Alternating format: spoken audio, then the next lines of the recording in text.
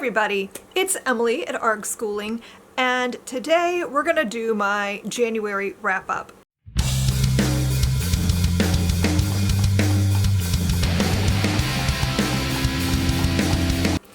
I am doing this a different way than normal. I'm kind of doing a little experiment this month to see if I like this format, and if I do, then this will be what we continue doing for the foreseeable future.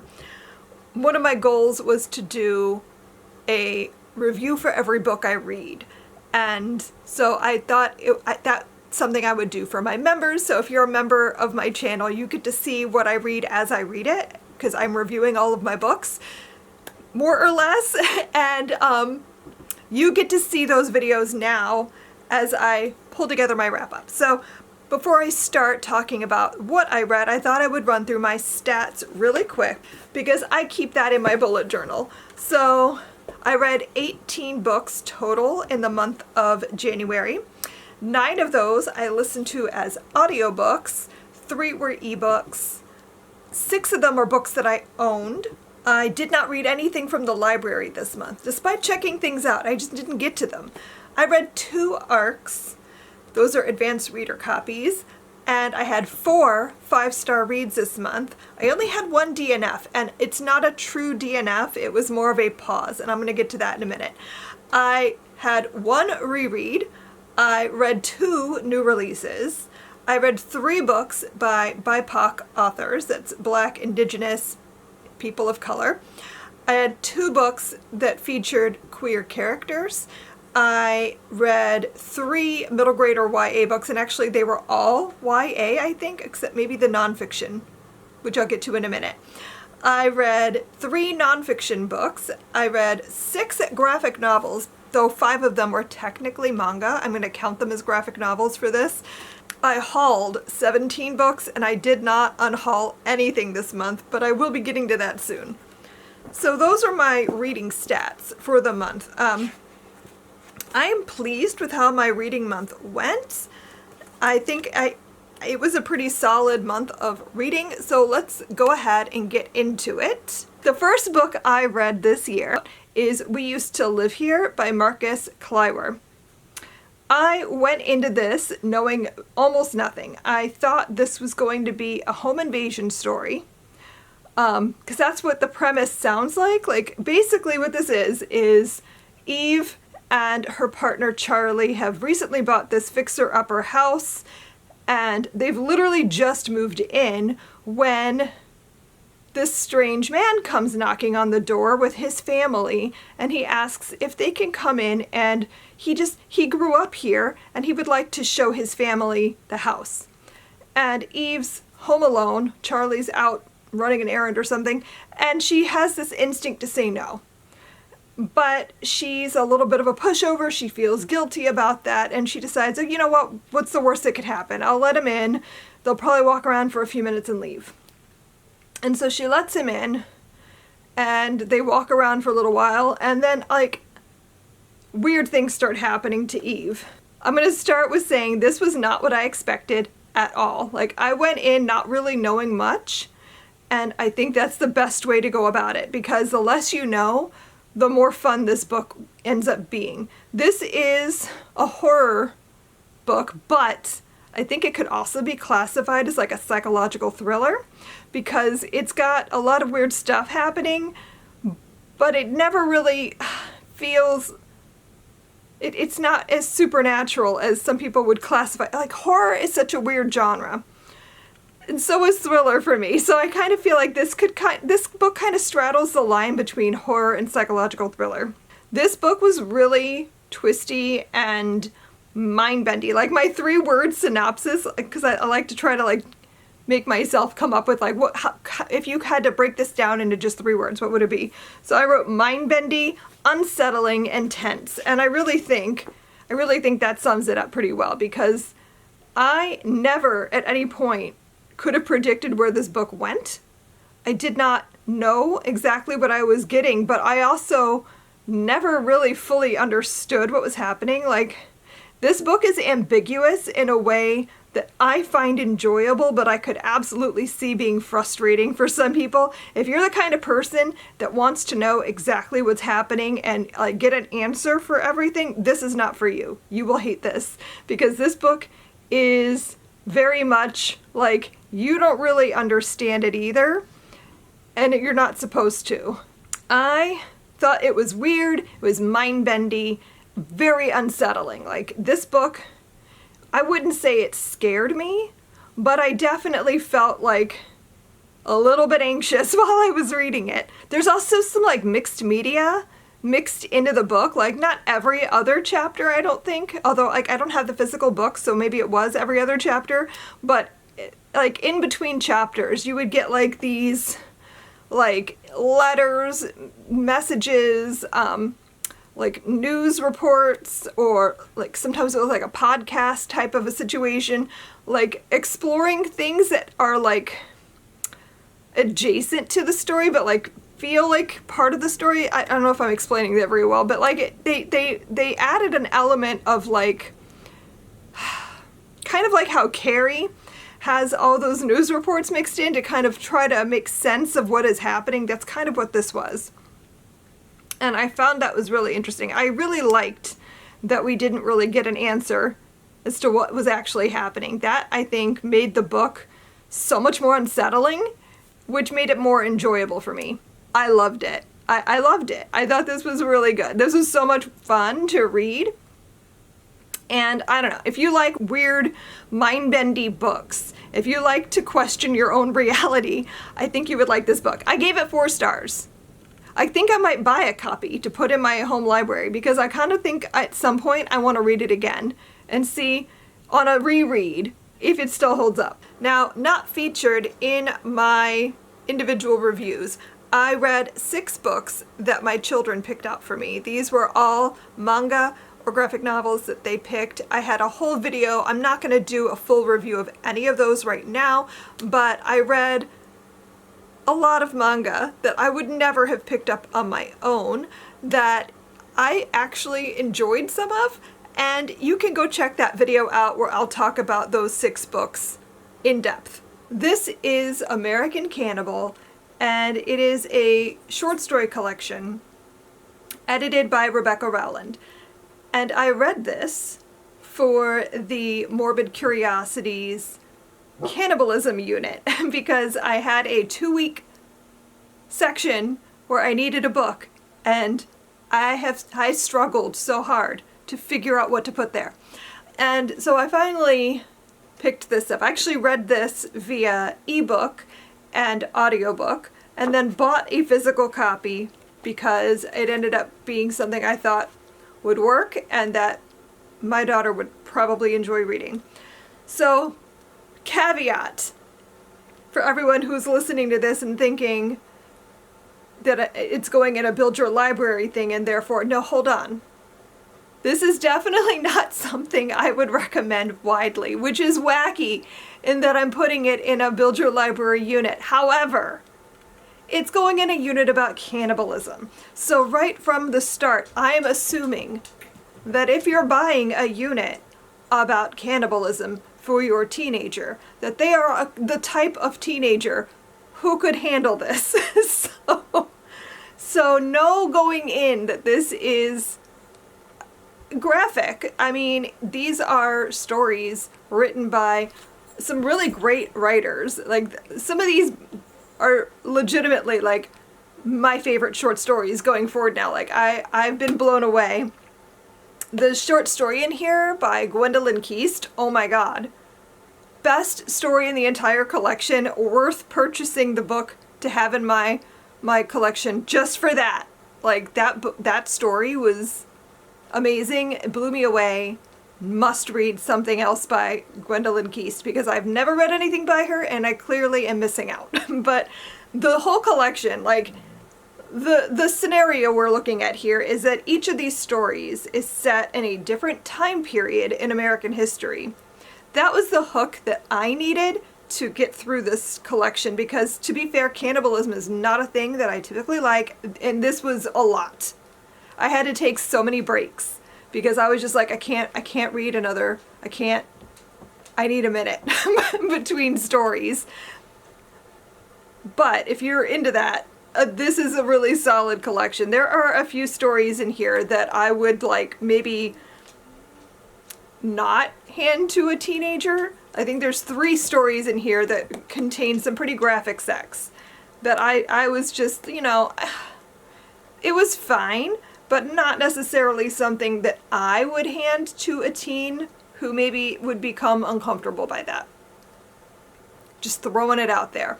But it's only in those 3 stories. The rest of the collection, I felt pretty confident I could hand to a 16-year-old, 15-year-old. My daughter's gonna be reading this. Like, I already know she's gonna read it. She's asked me to mark the stories that have sex because she doesn't want to read that. So I'm gonna put some little tabs in here for her so she'll skip those stories. But I think overall it was a really solid collection. Some really thought-provoking stories. Like I said, the Gwendolyn Keast one was amazing. There's another one about a mother who gets lost with her daughter on the Oregon Trail on their way. Like, they take a turn somewhere and end up in the wilderness, and to save her daughter, she starts feeding her bits of her flesh. I thought that was actually a really good story.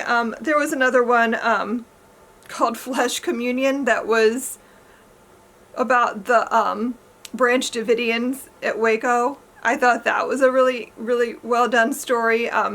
The very last story in the collection took a turn I didn't see coming, and I started laughing and just like, what is happening? So for that I liked it, but it was weird. But like overall, I thought this was fun. And I gave it 3 3/4 stars. I read The Queen's Spade by Sarah Rowley. I really enjoyed this. I had relatively high expectations. I remember reading the synopsis for this and getting really excited. And I was even more excited that I was able to get my hands on an e-arc. So thank you to NetGalley for that. And oh my gosh, you guys, this was so much fun. But also it was really dark. So this, which is exactly my kind of book. This is a story that the author has sort of reimagined the life of Sarah Bonetta Forbes.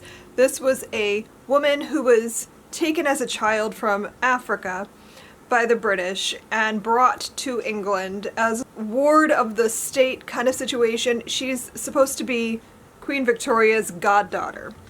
And Queen Victoria kind of collected these children from other parts of the empire and brought them to England as almost trophies of how great she is at being a humanitarian. Like, look at me, look how amazing I am for rescuing these children from a life of destitution or slavery or whatever.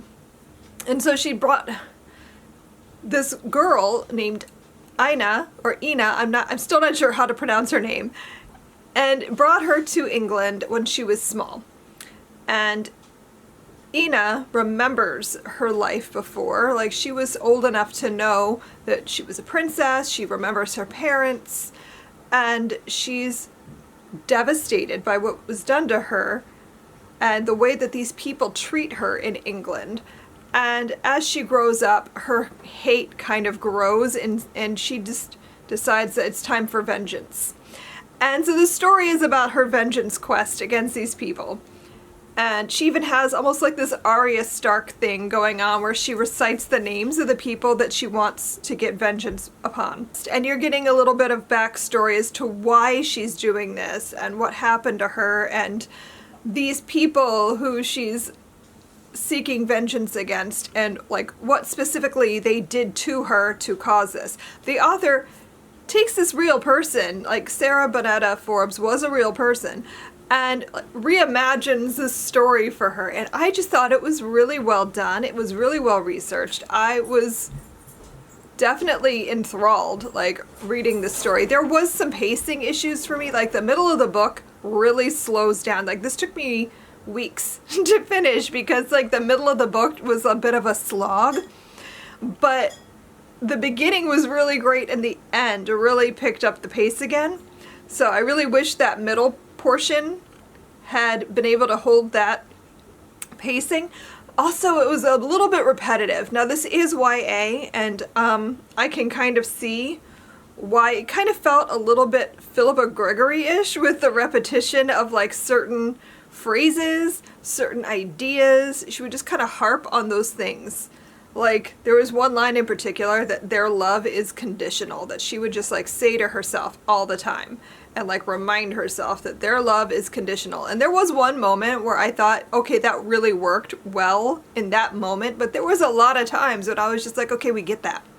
We see it. It's happened many times now. Like, I don't know. And there was a couple other little bits that were like that, but overall, I did really enjoy this. I think it's a really great way to delve a little deeper into Victorian England and that time period. I think too it pairs well with Babel. I mean, I kept comparing it to Babel. I couldn't not compare it to Babel because they have so many similar themes and certain moments felt very similar. I'm not going to say it like copies. It's not like that. It's just like the tone was very similar in both books in a lot of moments. I ended up giving this 4.25 stars. So it's really worth your time. It just, be prepared for a little bit of a slog in the middle and be prepared for some repetition. But other than that, though, this was a really great book and I definitely recommend it. And my 3 words, I struggled with this. Like, what are my 3 words? So I went with intrigue, well-researched, which I've hyphenated to force it into making it one word, and fury, because this book will make you angry because you'll feel her anger through the story. Like, she's full of rage, and for a good reason. I finished reading The Darkest Night. This is 22 chilling stories from the biggest names in horror, and it's edited by Lindy Ryan. I got this in my Nightworms, and I'd been really looking forward to reading it. Usually I'm really bad at getting around to the Nightworms books I receive.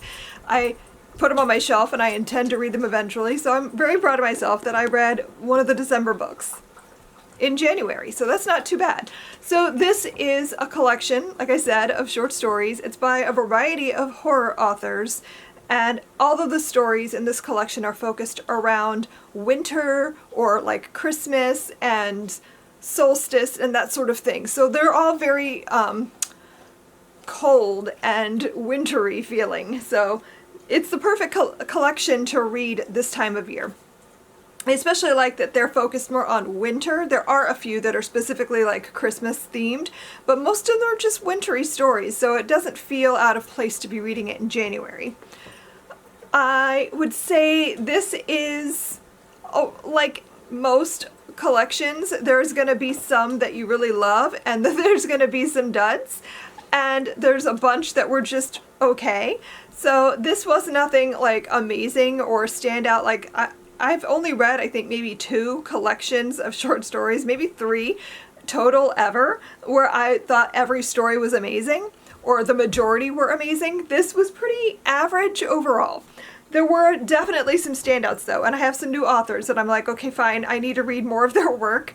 My favorites were the one by Clay McLeod Chapman. I think it's called Mr. Butler. That was just such a bizarre story, and I also want to point out that I recommend the audio because the narrator, especially for that one story, was so good. He did such a good job narrating Mr. Butler and giving it all the like creepy vibes. I thought that was excellent. I've never read any of his novels, but I'm definitely going to. I also really liked Nat Cassidy's story, which was about Christmas. Actually, Clay McLeod's Chapman story was also about Christmas. Yeah, I really liked Nat Cassidy's short story in here. Like, he's never done me wrong. I don't think I've read anything by Nat Cassidy that I did not love. So his story was about Christmas and having to do with the naughty and nice list. And what does it mean to be nice? Definitely made me creeped out. And then there's also a story in here by Jeff Strand. Jeff Strand is an author I've never read outside of 2 short stories, but now I'm like, I must read more. He had a short story in American Cannibal that I thought was ridiculous. His short story in here was equally ridiculous, and now I just need to know, like, what is one of his novels like? I need to read that. So this has gotten me excited to read some new authors. My 3 words were creepy, cold, and mixed. I'm struggling with the 3-word thing. Like, seriously, this is harder than you think. If you can come up with 3 words for a book, like, that's challenging. So I struggled a little bit with this one, but I think those are the 3 words that I think best sum it up. So I read High Conflict, Why We Get Trapped and How We Get Out by Amanda Ripley. This was my first nonfiction book of the year, and I actually finished this yesterday, and I've been just kind of thinking about it because I don't know how to express to you like what this book is and why you should read it. Like, I loved it. It was really, really well done, but I'm still like thinking about it. But I wanted to try to get this review done before it got too far away and I started to forget things. So this is a book that I picked up because Hank Green recommended it. And if Hank Green says it's good, then it's probably worth picking up. So I immediately put it on hold through Libby, and it came through at like the very beginning of the year. So I listened to this over about the course of, I don't know, a week and a half, a little bit at a time. And the first thing I want to say is that I don't feel like I got enough out of it to really discuss it yet. I really want to read it again, but I want to get a physical copy because I feel like there's a lot of just so much information in this book, and I need more time to really absorb it. But this is essentially the author explaining the difference between good conflict and high conflict, which is like bad conflict. Like conflict is important. We need to have conflict in our lives. But high conflict is what happens when you get so like caught up in it and it becomes like an us versus them, like you're always right and they're always wrong kind of situation. So like political parties and that sort of thing would be considered high conflict. And she goes through all these different scenarios and talks to different people, and it's really, really interesting the way she explores it. And she does give some tips and ideas for like how to get yourself out of it. But like the idea of the book is like, once you realize that you're in high conflict, you have to find ways to talk to the people on the other side, to try to find some kind of middle ground with them. And like she gives an example of this synagogue in New York City and how they got so caught up in a conflict about like Israel, and so they found a way to like bring their community together and talk about the issue in ways that everybody could make their voices heard, and it became less polarizing. And so they took that and went like on the road, and they befriended a group of, like, they're very liberal Jews befriended this group of very conservative Christians, and like they had all these conversations together and realized that actually my image of what this person would be like is nothing like what they were like in real life. And like they had conversations where nobody necessarily changed their mind about their most important issues and that kind of thing, but they learned how to talk about those issues in a way that maybe eventually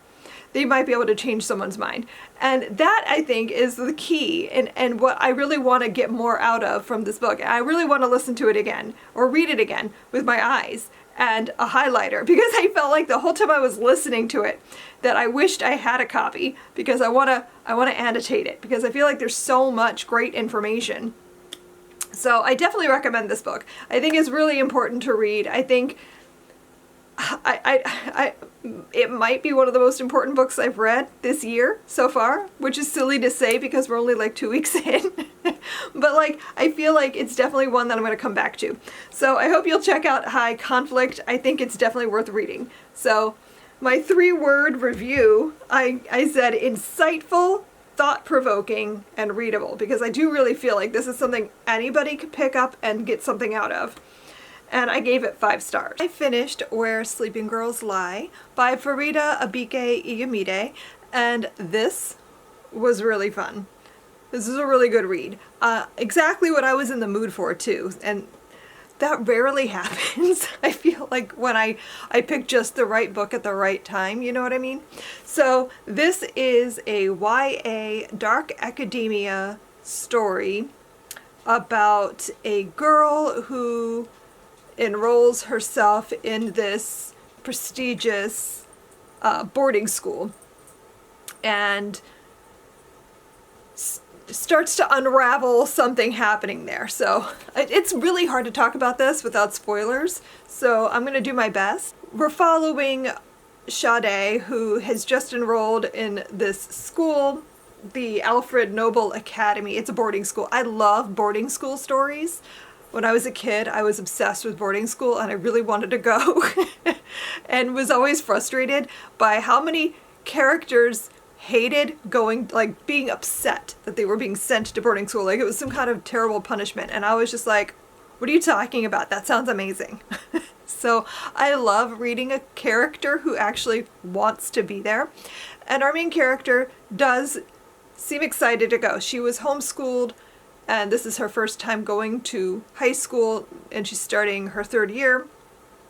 And we don't know a lot about Sade at the beginning of the book. She's sort of a mysterious, unreliable narrator. And over the course of the story, you start to find out what happened to her, why she's there, why things that are happening to her.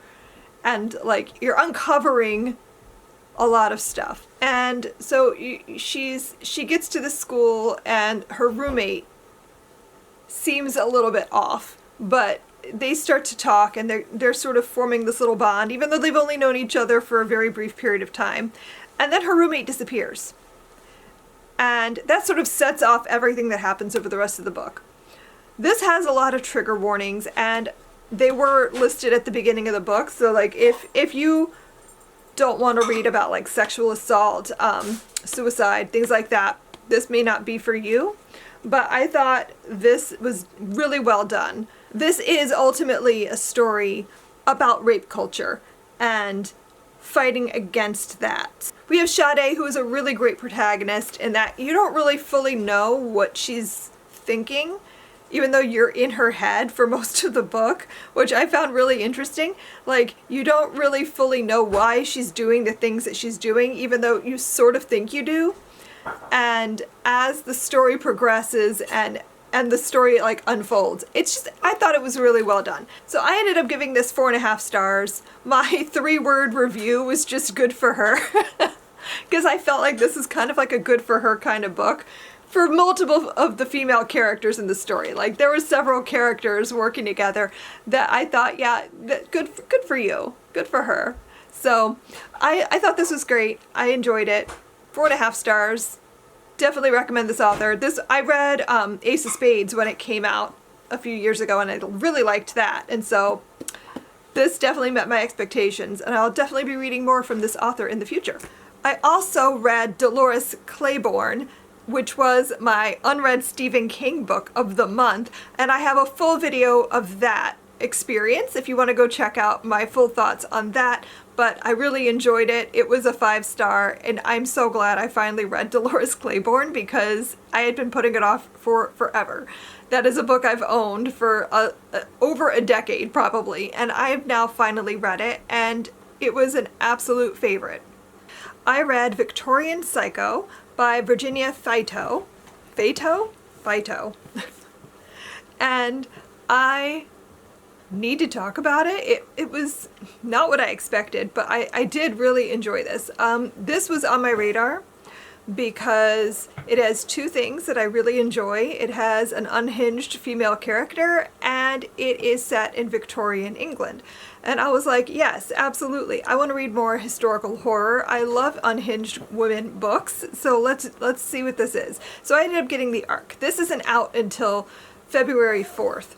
It was so weird and good, and I still have to think about it. I gave it a rating, but my rating is subject to change, like the more I sit with it. This is very well written. Like, the writing style was really interesting because this is incredibly unhinged. Like, we're following a character who is so unpredictable. like, she just does things and doesn't really think it through until after it's happened. And so it's very chaotic. And like there were so many scenes where I laughed because it was so startling and so weird. Like, I could not believe that that is what just happened. But it's also written kind of funny. Like, there are moments that are very tongue-in-cheek, and I was laughing more than I expected to laugh at a book that I thought was being compared to, like, American Psycho, which is very dark and disturbing, and, like, I couldn't even finish that. This was not like that, but it was still, like, bizarre and dark and strangely funny. Like, this is super gory, though, so don't go into this thinking it's not gonna be gross, because there was some really disturbing and gross scenes, but they were written almost lightheartedly. Like, it was such a weird tone, but I did enjoy myself. So my 3 words are just unhinged, hilarious, and WTF. And I gave it 3 3/4 stars. And I might bump that to 4. I haven't decided yet, but I need to sit with it a little bit longer. But I did enjoy myself, so I don't know. I don't know who I even would recommend this to. It's not for everybody. This is a book about a woman. I just realized I didn't give you guys a synopsis. This is a story about a woman named Winifred Noddy who is looking for employment, and she gets a job working as the governess for this family, the Pounds family, and they're very well-to-do, and she starts living with them as their governess for their 2 children, Andrew and Drusilla, and weird things start happening, and she starts, like, kind of infiltrating their lives and getting over involved in things, and she's, like, always lurking in the background and listening in on conversations and just, like, being where she shouldn't be. And, you know, it gets like increasingly more chaotic as the story goes on. So I really did have a good time with this. I do recommend it if you enjoy books that are dark, like almost like a dark comedy, books that are about women who are fully unhinged, because she is the most unhinged woman in a story I think I've ever read. Most of the books I've read that have characters that are unhinged are like building up to it. You're like, you can see the progression. They have a plan. This is not that. This is just her being an agent of chaos. She believes that she is full of darkness, and that darkness sometimes needs to come out. And so it was a weird book, but I liked it, and I gave it 3 3/4 stars, possibly 4 stars. I'm still thinking on it. I read Represent: The Unfinished Fight for the Vote by Michael Eric Dyson and Mark Favreau, and I read this with my daughter. This was our civics book for the first semester of school. I read half of it in 2024, and we finished it up more than half. I think we only had a few chapters left we needed to finish this month. So I am counting it as a 2025 read because that's when we finished it, but technically we've been reading this for months. This is a book all about suffrage in the United States, and it talks extensively about different groups of people throughout American history who have had to fight for the vote, and it gives like individual like names that you can like follow their story and learn about how these specific people helped to expand voting rights for everyone. So I thought it was really well done. There were some people and names in here that I hadn't heard before. There was a lot that I had, but that's fine because this was for my daughter, not for me. I mean, I did learn from this as well, but like, I thought this was very well done. It's very readable. I'd say this is upper middle grade, like younger YA audience. So if you've got one of those kids that's like kind of in between, isn't quite ready for a lot of the adult and YA books on this topic, but feels like maybe some of the middle grade stuff is a little babyish, I think this was perfect. Like, my daughter is 15 and she got a lot out of it. This talks a lot about specific topics with voting. Like, it talks about gerrymandering. It talks about how money plays such a big role, especially right now in politics. It was very timely. And like I said, it goes through history. So it starts out with, like, at first only white men who owned land could vote, and then white men who didn't own land put up a fight, and then they got to vote, and then, and so on through history. And so I thought this was an excellent resource to have on our shelves, and I highly recommend it. My 3-word review for this is People Power Activate, and I gave this 4.5 stars, so definitely recommend it. And today I want to talk about We Must Not Think of Ourselves by Lauren Grodstein. I picked this as one of my 12 5-star predictions for 2025, and so I read this with very high expectations, and I was correct. This is in fact a 5-star for me. This is a book about life in the Warsaw Ghetto, and what this does differently than other books in this genre, like there are so many books about the Holocaust, about like the Warsaw Ghetto Uprising, about life in this time. I feel like this one was unique in that it's about something that I hadn't really heard of. There was a group of Jews living in the Warsaw Ghetto who created this archivist program where they called themselves Oneg Shabbat, and they created an archive of the people who were living in the ghetto, and they wanted to record their lives both during this period of time, but also what their lives were like before, because they didn't know.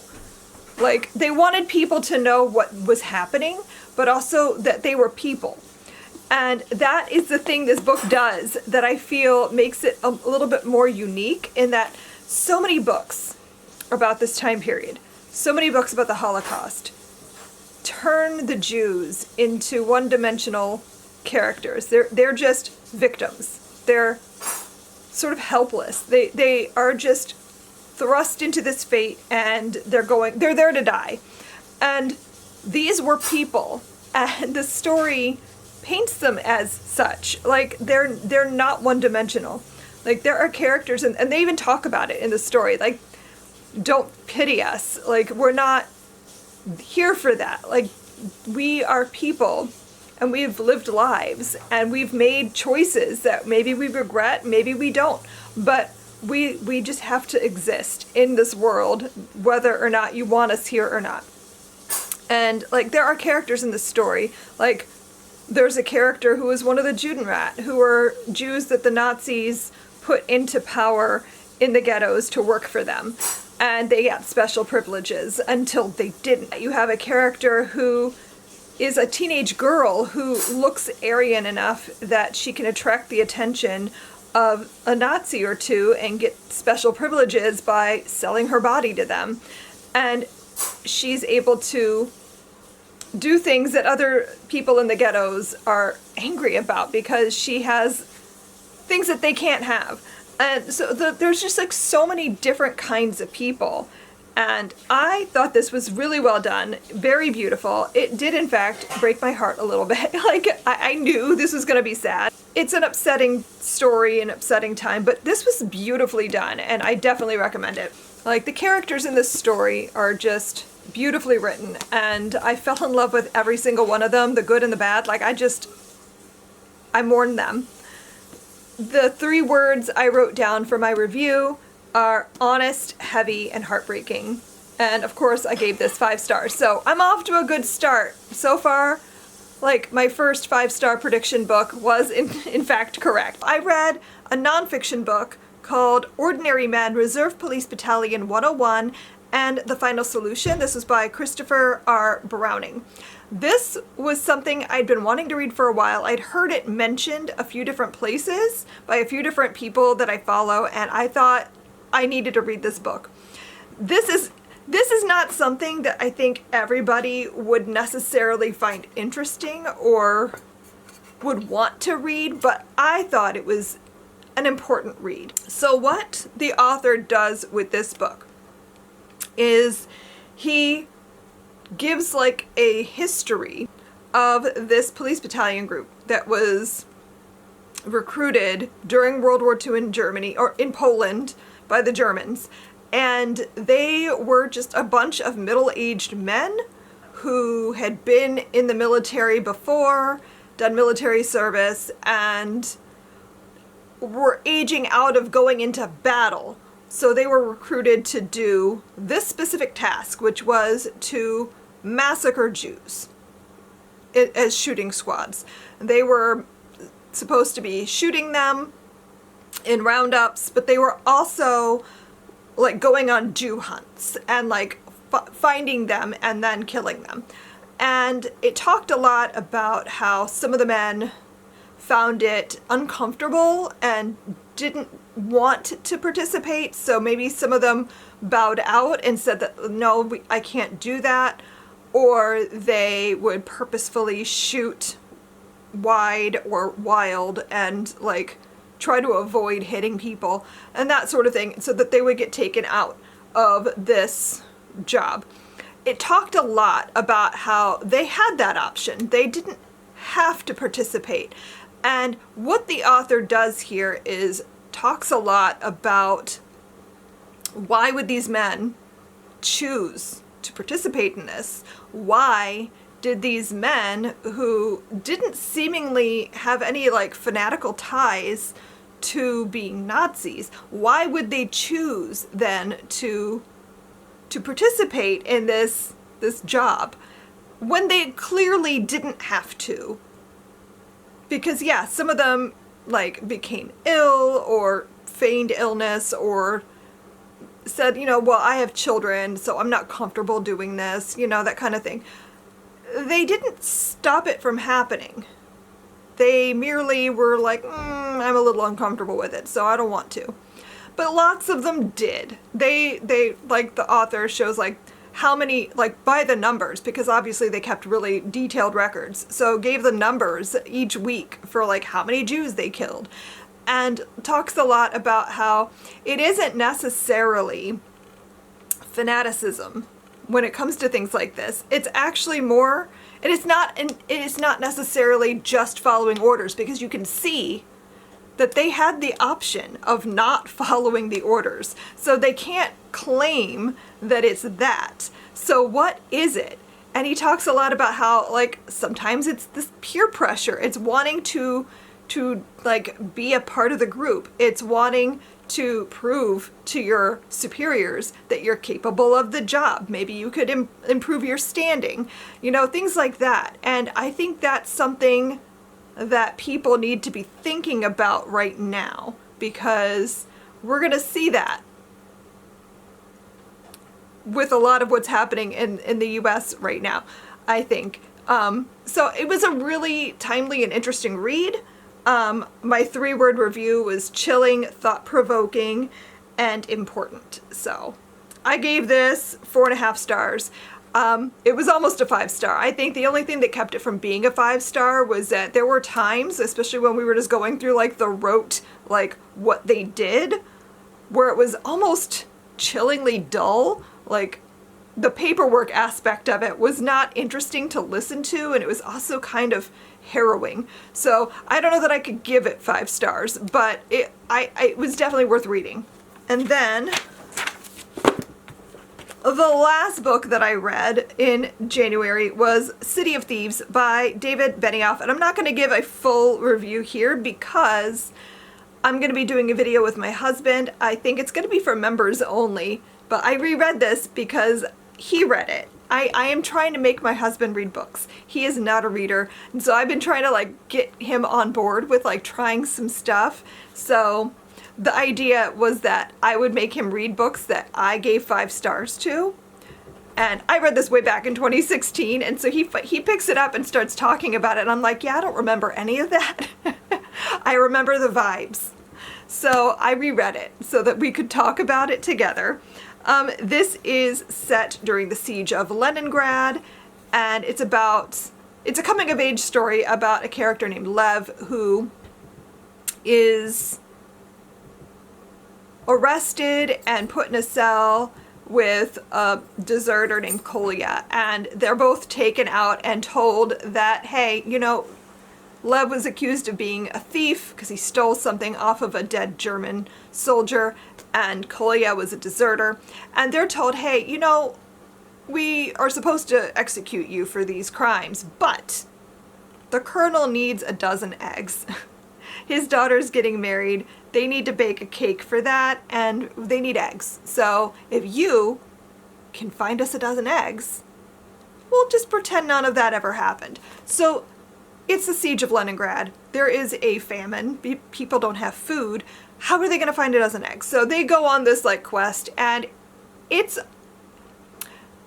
brutal, but also somehow really lighthearted and almost funny at times. Like, he does this thing where he brings this levity to the situation, despite the fact that you're reading about like cannibalism and you're reading about like women being tortured and like there's so much terrible stuff happening around them, and they're making jokes about, you know, sex and poop and all this other random stuff, and just like you're almost, I don't want to say desensitized to what's happening around them, but they almost have to be to get through it.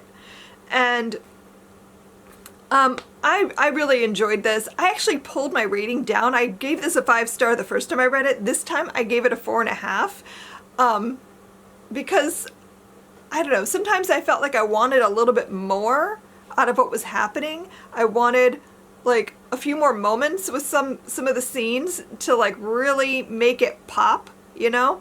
But I still really enjoyed it. So my 3-word review was kind of dorky because I was trying to be silly and come up with something, but I wrote beep beep Kolya as a sort of like joke from It, where they always say beep beep Richie because he talks too much. Kolya talks way too much, and there were so many times that I was just like, you're gonna get yourself killed because you won't shut up. And like sometimes he did get himself out of trouble with the talking, but sometimes I was just like, why are you still talking? So anyway, I liked this. 4.5 stars. If you're a member, or if you want to become a member so you can follow along, I'm going to be filming a video in a few days with my husband where we discuss our thoughts on this book. So stay tuned for that. So that is everything I read in the month of January. It was a pretty prolific reading month, honestly, but mostly because I read those 6 manga and graphic novels, it ended up being so much more than what I normally would read. But we'll see what happens going forward. So I hope you enjoyed this video, and I will see you guys in my next one. Happy reading. Bye.